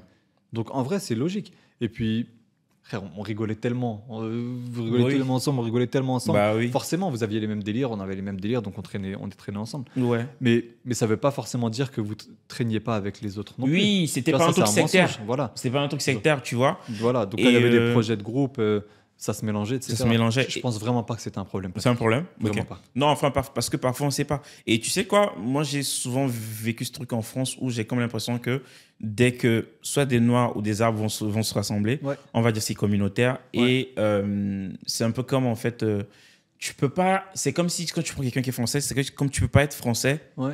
Et peut-être, si tu veux dire africain en fait aussi en même temps, tu vois. J'ai comme l'impression en fait que ta double culture, parfois, ça peut poser un souci dans certains contextes. Ouais. Tu penses pas? Honnêtement, je sais pas. Je pense que ça, encore une fois, je botte pas en touche, mais ça va dépendre de tellement de contextes, exactement, bien sûr, d'éléments différents. Non, moi je pense que si les 5 Renois dans la promo ils veulent traîner entre eux, qui traînent entre eux. S'ils veulent pas du tout traîner entre eux, qui traînent pas entre eux. Moi, c'est aussi simple que ça. Et celui qui dit c'est communautaire, on s'en fout. Bien sûr. En vrai, on en a rien à foutre. Alors, vraiment. Et est-ce que quelqu'un t'a fait des remarques? Non, pas forcément, mais tu sais, parfois il y a des trucs que tu lis dans le regard des gens. Tu penses? Ok, ouais, je comprends. Mais après, peut-être que je me trompe. Hein. Peut-être. Et on en a jamais parlé, donc voilà. Moi, mais en tout cas, je pense pas que c'était un problème. C'était un problème, ok. Et en parlant avec d'autres personnes, on m'en a jamais parlé. Ok. Donc ouais, non, t'inquiète. Non, ok. Mais sinon, c'était une bonne expérience. Tu vois, moi, ce que je disais à Kim, en fait, par exemple, en fait, elle était un peu dans un truc un peu plus naïf, pensant en fait que quand on finira, on restera de. C'est vrai qu'il y a eu quand même, on sera des bons potes. Moi, je l'ai dit, tu sais quoi, il y a des gens, dès qu'on va finir, tu les reverras plus, tu vois. Ouais. Et c'est ce qui s'est passé. Et c'était dur de devoir capter d'autres personnes après. Ouais. Mais frère, c'est la vie. C'est la vie, en fait. C'est surtout ça, en fait. C'est surtout ça, c'est la vie. Et mais en tout cas, moi, j'ai trouvé que c'était une bonne expérience, en tout cas. Ouais. Et donc, et après, toi, tu arrives à Source déjà en alternance. Ouais. Je fais mon stage chez Potion avec Armand Golpaigani. Oui. Ah, mais en plus, en marketing, alors que toi, tu peux faire le design. Ouais. Exactement. Avec qui je suis resté en contact, que je considère comme mon frère. Vraiment, il m'a appris tellement de choses et je lui en suis tellement, tellement reconnaissant. Et ensuite, après, je vais en alternance chez Source. Qui est un bureau de designer. On conçoit des produits. Et en fait, ça se passe super bien. Donc, je continue en CDI avec eux. Mais entre-temps, je m'étais lancé en freelance. Je faisais des missions en free à gauche, à droite. Notamment avec Watura, c'était un client qu'on avait... C'était un projet qu'on avait eu avec l'école. Okay. Et ça s'était bien passé. On avait fait un stage avec eux. Je me rappelle. Ouais, je me rappelle. Et après, on avait continué. En tout cas, j'avais continué en freelance avec eux. Je continue de bosser. D'ailleurs, avec eux. Je continue de bosser avec eux. Ouais. Okay. Incroyable. Et donc j'arrive chez Source. Et en vrai, et d'ailleurs, Source, c'est Yann qui me fait la passe. Tu vois, le gars dont je t'ai parlé tout à l'heure que j'ai rencontré à Nancy. Exactement. C'est lui qui me fait la passe parce qu'il est chez Source. On reste en contact tout ce temps. Mais finalement, lui, il était venu à Ethic ou pas? Oui, il était à Ethic. Il était non, plutôt que toi. À Synergétique. À la junior entreprise. Et c'est lui aussi qui me dit... c'est lui qui te fait rentrer à la junior entreprise aussi Je bosse avec Parce que tu faisais pas mal de projets avec eux, je me rappelle bien. C'est ça. Et donc voilà, je vais chez Source et je retrouve Yann et je me dis, enfin, on va bosser ensemble. Et on commence à bosser ensemble et vraiment magnifique. J'ai tellement appris dans cette entreprise. Je continue à bosser avec eux aujourd'hui. Mais vraiment, en fait, c'était une deuxième école. T'arrives et t'as que des profs. On te met sur des projets concrets. Et t'as que des profs, ils disent là, vas-y. Tu parles de la synergétique? Non, chez Source.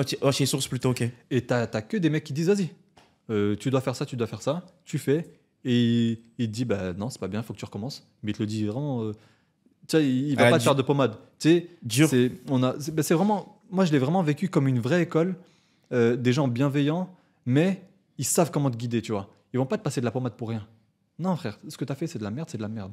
Tu recommences, voilà les insights, comment je te conseille de faire, etc. Et en fait, au fur et à mesure, tu prends d'expérience, tu grandis, quoi. Ok. Tu penses que Source t'a beaucoup mieux formé, même limite que Ethic? Après, toi, tu avais déjà des bases, je pense, même avant d'arriver. Je te trouvais quand même assez créatif. Et je crois que toute la promo le pensait aussi.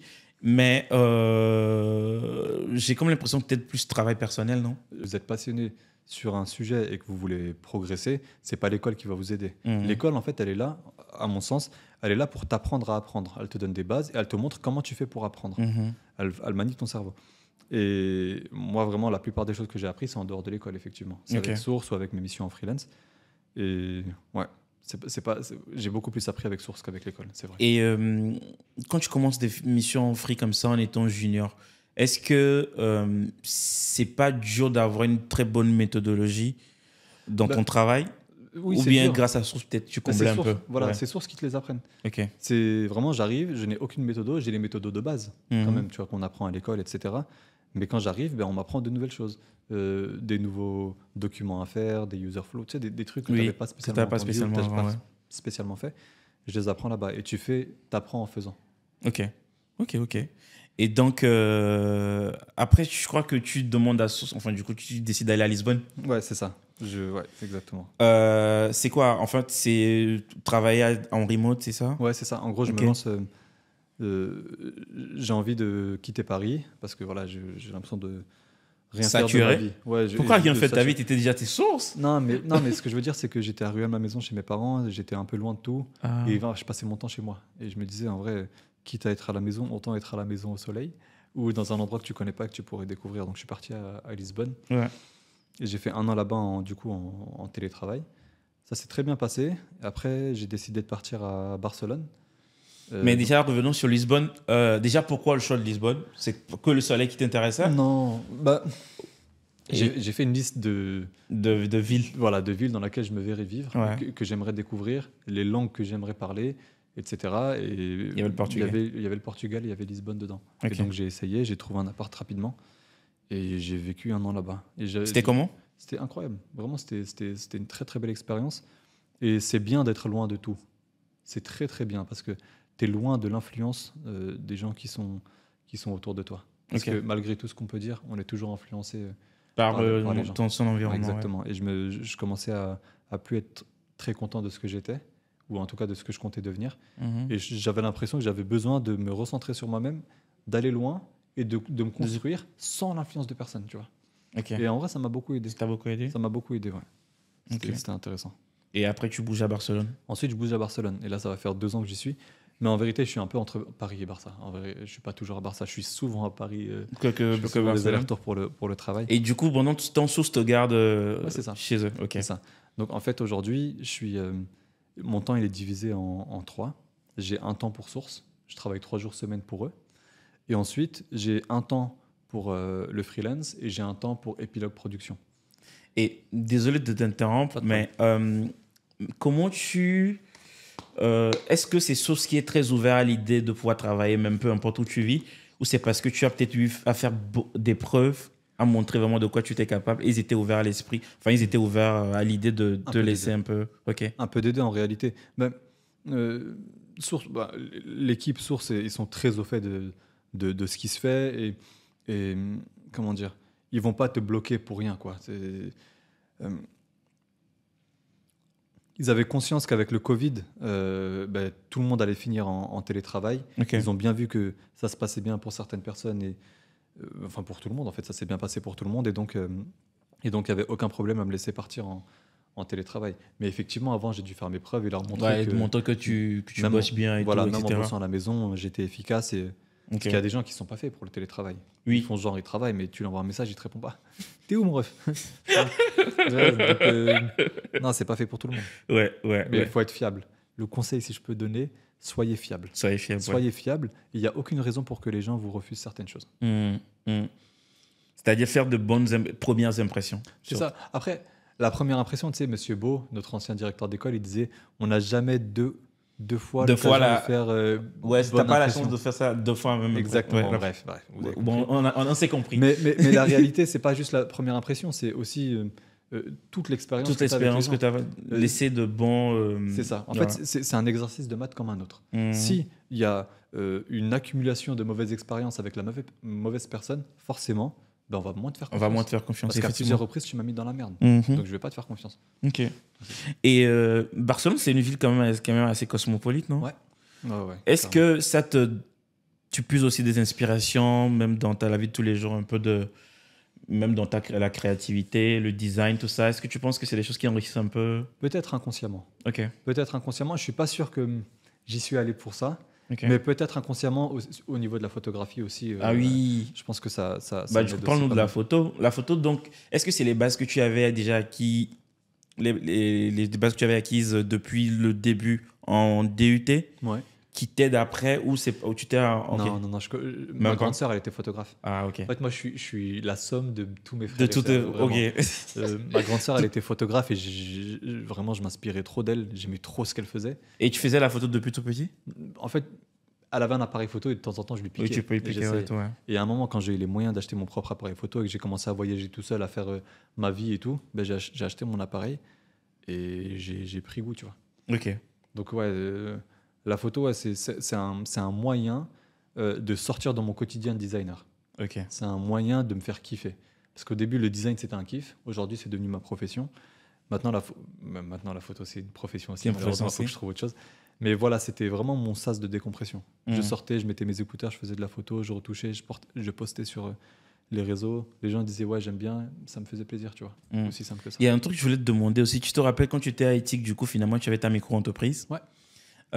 Comment tu es arrivé en fait à vraiment switcher ou même gérer ton temps entre l'école et je vais même continuer. Et même aujourd'hui, là, du coup, tu es à mi-temps chez Source. Ouais. Il y a du coup Épilogue, production, ta boîte de montage vidéo, c'est ça? Production du visuel, ouais. Production du visuel. Et finalement, il y avait quoi en troisième? La freelance. Ouais. Et donc, comment tu t'organises toi-même? Est-ce que naturellement, tu penses que tu arrives vraiment à gérer ou tu as vraiment un planning qui est là, bien structuré? Non, en vrai, c'est difficile. Okay. Au début, je faisais... en vrai, je ramais, quoi. C'était une galère. Ouais, c'était une galère. Je travaillais en journée, le soir, les week-ends, etc. Et donc, je faisais au fur et à mesure en fonction des priorités. Et en fait, récemment, là, j'ai fait l'organisation dont je te parlais, les 3 jours avec Source, etc. Ce qui fait que maintenant, voilà, je segmente mes semaines où ces 3 jours-là, je ne les consacre qu'à Source, à personne d'autre. Okay. Ces jours-là, c'est pour... là, je travaille avec Jean-Paul Gaultier, c'est pour eux, pour Watura, Jean-Paul Gaultier? Bah, c'est quoi tes clients? On peut les citer ou non? Ouais, je pense. En free, je bosse avec Jean-Paul Gaultier, je bosse avec Watura. Là, en ce moment, je travaille avec certaines startups, dont Fidae. Il y a qui d'autre? Après, il y a des missions qui viennent, qui repartent. Comment tu trouves tes missions généralement? Le réseau. Ok, le réseau. Le réseau. Tout est parti de Watura. Watura, j'ai rencontré un mec qui s'appelle Gauthier Montserrand. Gauthier Montserrand, il avait une boîte de dev et il m'a fait rencontrer certains clients. Certains clients, ça s'est bien passé avec eux. C'est comme ça. Et depuis, c'est le même... Exactement. Okay. Un autre conseil, ne négligez aucune relation. Aucune relation. Mais c'est très important. Vraiment. Tu rencontres quelqu'un, tu sais même pas ce qu'il peut t'apporter. Bien sûr. Déjà, humainement, sois cool avec les gens. Bien sûr. Et ce que tu apportes aussi en retour, c'est vrai qu'on oublie souvent ça. C'est-à-dire que le réseau, c'est pas que dans un seul sens. Exactement. Qu'est-ce que tu apportes aussi en fait en retour? Non, c'est clair. Non, mais ok, d'accord. Et à un moment donné, tu as enseigné aussi, c'est ça? Ouais, j'ai donné des cours.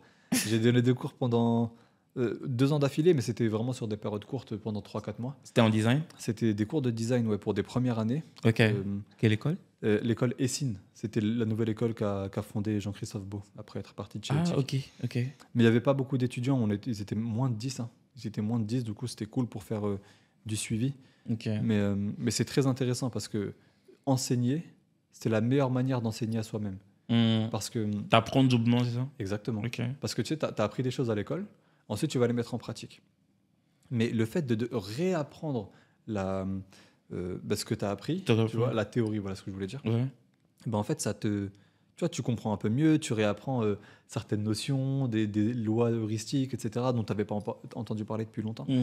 Et honnêtement, si vous voulez masteriser un sujet, essayez de l'enseigner à d'autres personnes. Parce que vous-même, vous devez être un master sur quelque chose pour pouvoir enseigner. Moi, je m'étais rendu compte que j'avais des lacunes. Et du coup, je me suis remis à apprendre pour avoir la légitimité de leur apprendre correctement. Moi, tu sais, quand je suis arrivé en entreprise, ce que j'ai remarqué, j'avais comme l'impression que la formation éthique était beaucoup plus UI que UX. Peut-être. Peut-être que c'est la Après, même si on n'a pas vraiment fait beaucoup d'UI, mais je veux dire, tu vois, je te donne un exemple. C'est-à-dire que moi, je suis tombé dans une boîte, par exemple, où eux, ils accordaient beaucoup d'importance à la recherche utilisateur. C'est-à-dire, on pouvait passer des mois à faire que de la recherche utilisateur. Ouais, je comprends. Tu vois ce que je veux dire? Ouais, je comprends. Et sauf que moi, j'avais comme l'impression, en fait, qu'avant, en fait, moi, je sais qu'on passait très rapidement à la phase UI, en fait. Ouais, je comprends. Mais je pense que ça c'est à cause de nous. Ah. Parce que moi, je me souviens très bien que Armand, pour lui rendre ses fleurs et lui rendre ce qu'il nous a apporté, il nous a quand même donné plein de cours sur l'UX, tu vois. On a même fait un truc de sociologie, je sais pas si tu te rappelles. Ethnologie. Ouais, ethnologie avec plutôt, Ismaël So. Ismaël So. Ce cours, il était bien, ce cours. Il était incroyable. Surtout, en fait, c'est surtout après que j'ai réalisé, tu vois. Ouais, vraiment. Ismaël So, c'est incroyable, tu me débloques un souvenir. Quand je bossais chez Potion avec Armand, il était là dans les bureaux. Il m'a donné un conseil random. Genre, j'étais en face de lui. Au milieu d'une conversation, il me dit Hassan, si je peux te donner un conseil, ne néglige jamais les relations et relance toujours les gens. En mode, il me disait dès que tu as une Prends occasion. des nouvelles et tout. Exactement. À chaque fois que tu as une occasion de prendre des nouvelles de quelqu'un, fais-le parce que je te jure que ça t'aidera plus tard. Lui, il était en train de monter un business, un produit. Et en fait, il m'a conseillé comme ça. Il m'a donné ce conseil et vraiment gardez-le en tête. C'est super important. Ok, intéressant. Et toi, comment tu vois un peu la nouvelle génération aujourd'hui? Parce que tu as donné des cours et tout. Ouais, bon, je pense pas que j'ai vraiment vu la nouvelle génération en réalité parce que je crois que les étudiants que j'ai eus, ils n'étaient pas super intéressés par le design. Certains étaient beaucoup plus intéressés par le développement. Mais je pense qu'il y a une nouvelle génération de... Tu parles de designers? Oui, ou en général, en vrai. Ouais, tout ce qui va être un peu Gen Z. Si on part en général, on n'a plus le temps de parler de ça. Non, t'inquiète. Ça va aller trop loin. Mais je pense que là, il y a une nouvelle génération qui a grandi avec Internet, qui a grandi avec les appareils numériques et tout. Et donc, je pense que sur ça va aller beaucoup mieux pour eux, mais ils vont faire face à des enjeux que nous, on n'a pas connus. Ouais. Tu vois, le fait d'être trop dépendant aux écrans, on les a connus un petit peu. Mais même avec l'intelligence artificielle aujourd'hui, je pense. C'est ça, exactement. Faire attention aux informations, qu'est-ce qui est une fake news, qu'est-ce qui est réel. Ça, c'est un sacré sujet. Vraiment, c'est un sacré sujet. Moi, je vois mes neveux qui passent beaucoup de temps sur les TikTok, etc. Même mes parents qui se sont mis à TikTok, ma mère, elle se met à TikTok, j'ai envie de tout casser. Mais ouais, vraiment, c'est inquiétant et en même temps, ça apporte beaucoup de choses. Tu vois, tu peux apprendre sur TikTok. De toute façon, tout est une manière de comment est-ce que tu utilises la chose. Tu vois. Ouais. Donc, ouais. Tu as des beaux contenus éducatifs dessus aussi. Donc, tout. Ouais. Ben, on est pratiquement à la fin, mais bien avant, toi, est-ce que, comment on appelle, t'envisagerais par exemple retourner au Maroc, par exemple, ou un truc comme ça ou... J'aimerais bien. Ok, t'aimerais bien? J'aimerais vraiment bien. J'aimerais bien avoir une maison au Maroc, pouvoir y vivre, etc. Mais je pense pas être prêt encore. Ok. Je pense tu penses qu'il te faut quoi? De l'expérience au Maroc. Parce que pour l'instant, je connais le Maroc des vacances. Tu vois? Tu ne connais pas le Maroc de tous les jours? Exactement. Je pense qu'il faudrait que j'y aille, comme ce que je suis en train de faire à Barcelone ou à Lisbonne, y vivre pendant 1-2 ans et voilà, me familiariser parce que tu vois, c'est pas la même culture. Et je peux pas arriver comme ça et direct essayer de monter un business. Enfin, en tout cas, je me sens pas encore légitime. J'ai vraiment besoin d'avoir un process dans ma tête et d'y aller et de voilà, faire les choses étape par étape. Mais c'est un objectif. Ouais. Ça va arriver, Inch'Allah. Ok, intéressant. Et ouais, je pense qu'on est pratiquement à la fin. Nous, on a un peu un rituel de fin ici, en fait. Ok. C'est déjà de répondre en fait à la question qu'on t'a posée avant et après tu poses la question au prochain invité. Okay. Donc la question que l'invité précédent avait pour toi, c'était t'es fier de quoi? Enfin, c'est quoi le truc dont tu es le plus fier en ce moment? Je crois que ce qui me rend le plus fier, ce qui m'a rendu le plus fier récemment, c'est mon grand frère Abdelrahim. Qui m'a sorti une phrase, je ne sais plus c'était quand, c'était il n'y a pas très longtemps, qui m'a dit « Sache que tu es un exemple pour tes neveux. » J'ai cru que j'allais pleurer quand j'ai lu ces mots. Il m'expliquait qu'en gros, à travers moi, mes neveux avaient l'impression qu'il y a des choses qui étaient possibles. Tu vois. C'est possible d'aller vivre ailleurs, c'est possible de travailler en freelance, c'est possible d'avoir ses propres clients, c'est possible de s'acheter ce que tu veux si tu travailles pour l'acheter. Tu vois. Ouais. Et pour moi, c'est très, très important la transmission et c'est très, très important d'être un exemple pour la nouvelle génération, notamment pour mes neveux, parce que c'est ceux qui sont le plus proches de moi. Ouais. Et je pense que ça m'a beaucoup touché. Non, mais ce que tu dis, c'est vraiment important. C'est pour ça que, en fait, quand on a des modèles autour de nous, cela débloque tellement de choses. Exactement. Parce qu'en fait, tu te rends compte en fait, que je veux lui ressembler déjà. Exactement. Et tu te dis aussi que c'est possible. Exactement. Je C'est peux le exactement faire. ce qui m'est arrivé. Et en fait, c'est une boucle. Il faut qu'on soit dans un cercle vertueux. Il ne C'est faut pas ça. qu'on tourne à droite là-bas dans le cercle malicieux. Voilà. Il faut qu'on reste dans ce cercle vertueux. Mhm. On s'inspire pour aller un peu plus Un haut. peu plus haut.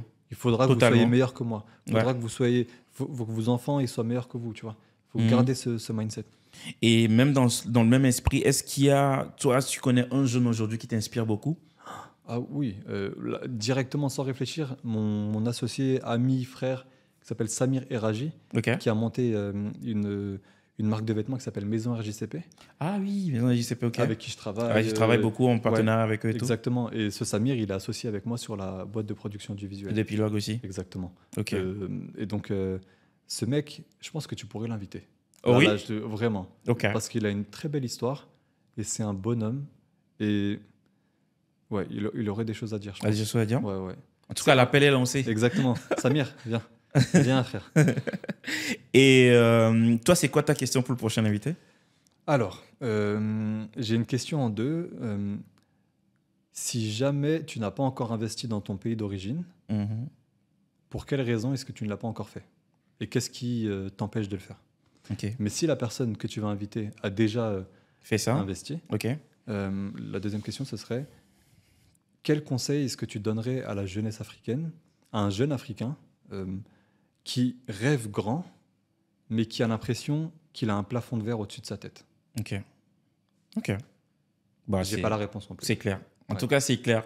On saura sur mon prochain épisode. Ouais, on regardera ça avec attention. Ouais. Bah, merci Hassan. Merci à toi, Patrick. Merci beaucoup. En fait, je crois que je t'ai redécouvert en tout cas dans cet épisode parce que oui, on a vraiment passé 2 ans ensemble, mais forcément, tu connais Exactement. forcément pas les réalités Ouais. et tout.